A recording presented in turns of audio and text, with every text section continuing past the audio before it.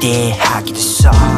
たまにしょげてもこのライムではべらかしバウンスでバウンスサンプルをディグしてウィキ針を落とせ街は騒がしいまずはやることを順に片付ける遊びに行くのも我慢をして回る